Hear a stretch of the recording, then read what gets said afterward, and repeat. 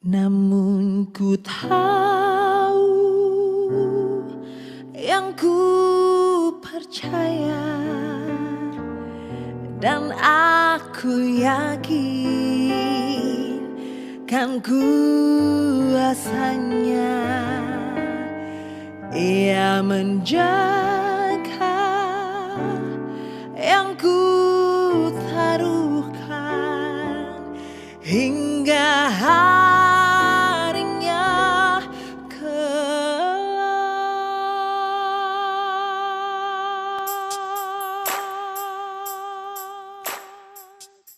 Shalom Bapak Ibu Saudara yang dikasihi Tuhan. Selamat pagi dan salam sejahtera bagi setiap kita. Dan pagi hari ini kita bersyukur kepada Tuhan, dan kita akan merenungkan kebenaran firman Tuhan untuk mengawali hari ini. Pembacaan firman Tuhan kita terdapat di dalam Yohanes pasal yang keempat ayat yang ke-34. Kata Yesus kepada mereka, "Makananku ialah melakukan kehendak Dia yang mengutus aku dan menyelesaikan pekerjaannya." Bapak Ibu Saudara yang dikasihi Tuhan, ketaatan berbicara tentang harga yang harus dibayar, sesuatu yang harus dikorbankan. Dan inilah yang berusaha dihindari orang, karena kebanyakan orang maunya hidup suka hati, tidak mau diatur, dan hidup menurut segala keinginan daging. Tetapi ingatlah, ada harga yang mutlak yang harus jika seorang ingin mengalami penggenapan janji Tuhan. Ketaatan bukanlah sebatas larangan untuk melakukan sesuatu atau keharusan untuk melakukan sesuatu, tetapi merupakan gaya hidup yang harus dimiliki oleh setiap orang yang percaya. Ketika ketaatan sudah menjadi gaya hidup dalam diri seseorang, maka melakukan firman Tuhan bukan lagi menjadi suatu beban atau hal yang berat, melainkan itu menjadi sebuah kesukaan. Tuhan Yesus telah membuktikan ketaatannya kepada Bapa sebagai gaya hidup di sepanjang hidupnya. Hal itu tersirat dari pernyataan yang telah kita baca, bahwa makananku ialah melakukan kehendak Dia yang mengutus aku dan menyelesaikan pekerjaannya.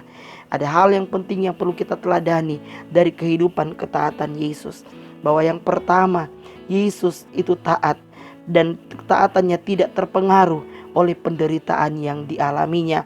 Bahkan justru sebaliknya, Yesus membuktikan ketaatannya di tengah-tengah penderitaannya.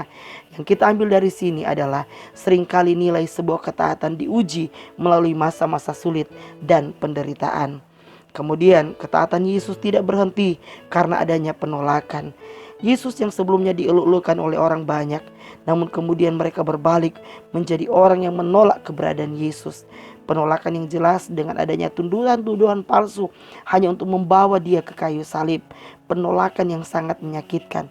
Tetapi kenyataan bahwa ketaatan Yesus terhadap perintah dan kehendak Allah tidak berhenti karena penolakan oleh orang banyak yang dialaminya. Kemudian kita melihat bahwa ketaatan Yesus dibuktikan sampai mati. Dan Filipi pasal yang kedua ayat yang ke-8, Ia telah merendahkan dirinya dan taat sampai mati. Jika para murid hanya bisa berjanji untuk sebuah kesetiaan, tapi Yesus telah membuktikan seluruh kesetiaannya itu melalui sebuah ketaatan. Yesus taat secara total karena ketaatannya berpusat pada kehendak Bapa. Ketaatan yang berpusat pada kehendak Allah akan menghasilkan ketaatan yang mutlak. Sebaliknya ketaatan yang hanya untuk menyenangkan hati manusia mengakibatkan ketidaktaatan yang tersembunyi. Ada dua kata yang menjadi dasar dari ketaatan, yaitu mengasihi dan melakukan.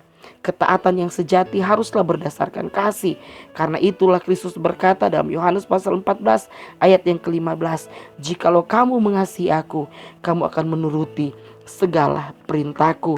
Bahkan dalam 1 Yohanes pasal 5 ayat yang ketiga mengatakan, "Sebab inilah kasih kepada Allah, yaitu bahwa kita menuruti perintah-perintahnya."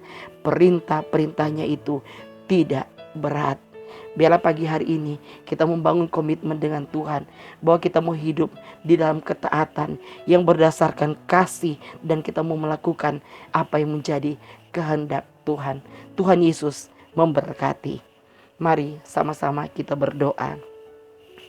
Pagi hari ini Tuhan, kami datang dengan hati yang penuh dengan ucapan syukur kepada Tuhan, karena kami percaya Engkau sangat mengasihi setiap kami. Dan inilah yang menjadi kerinduan kami di hari ini. Biarlah kami hidup taat dalam kehendak kebenaran firman Tuhan. Roh Kudus, biarlah Engkau yang memampukan setiap kami untuk kami melakukan apa yang menjadi mau dan kehendak Tuhan. Biar Engkau mendapati setiap kami hidup menyenangkan hati Tuhan. Dan kami terus menaruh seluruhnya hidup kami kepada Tuhan. Kami percaya pertolongan dan penyertaan Tuhan yang sempurna Tuhan kerjakan bagi kami di sepanjang hari ini. Kami berjalan bersama dengan Tuhan, dan apa yang kami kerjakan yang berkenan kepada Tuhan, kami percaya Tuhan buat berhasil. Bahkan kami tahu bahwa kesehatan, kekuatan kami diberkati Tuhan, dan biar kami terus memuliakan nama-Mu.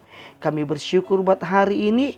Kami berdoa dalam nama Tuhan Yesus Kristus. Haleluya. Amin.